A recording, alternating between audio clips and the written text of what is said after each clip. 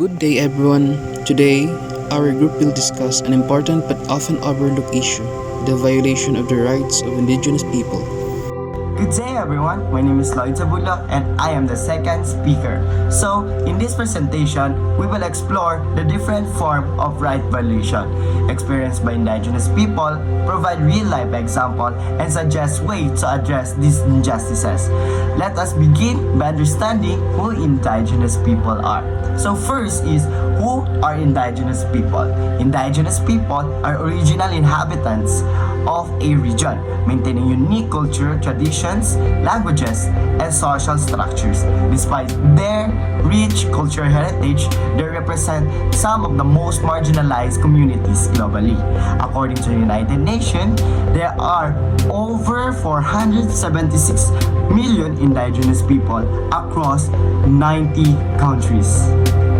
Land dispossession is the one of the major violations faced by indigenous people in the loss of their ancestral lands.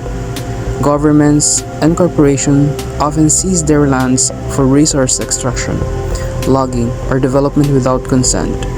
This violates their right to self-determination and threatens their cultural survival and way of life. So next is the discrimination and marginalization. Indigenous people face systematic discrimination in education, employment, and healthcare. In many countries, they are treated as second-class citizens, experiencing racism and exclusion from decision-making processes. So in short, indigenous people face unfair treatment in education, jobs, and healthcare, often being treated as less important in the society. So many goes to poorly funded schools with few resources, making it harder to get good jobs.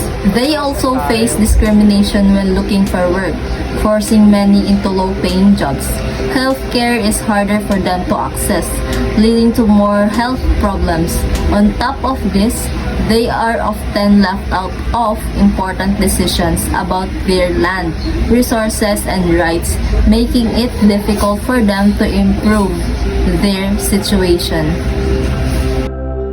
Violence and harassment. Many indigenous activists face threats, violence, and even death when defending their lands. According to human rights organizations, indigenous environmental defenders are among the most at-risk groups globally.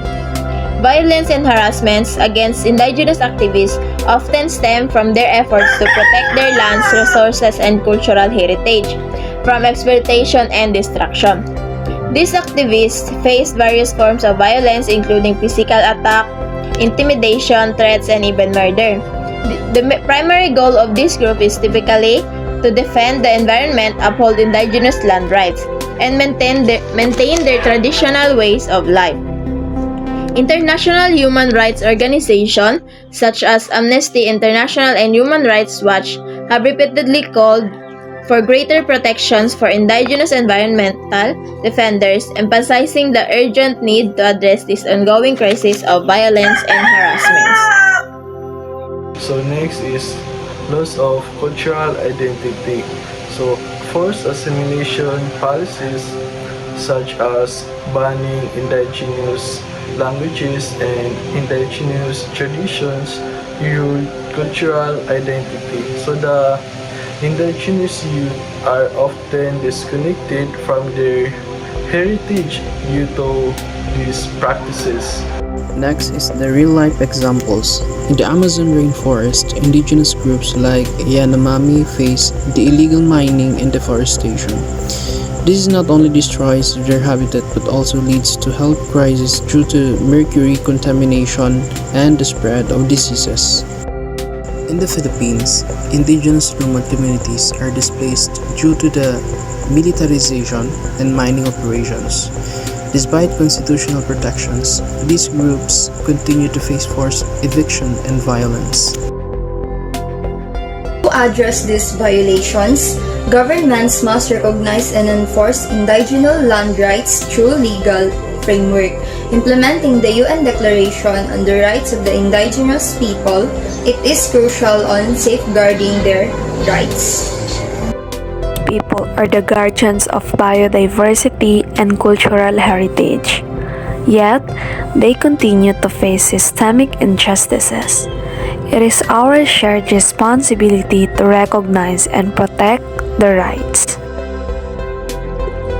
By standing in solidarity with indigenous communities and advocating for legal protection, we can contribute a more equitable world. Thank you for listening. Let us all be part of the solution.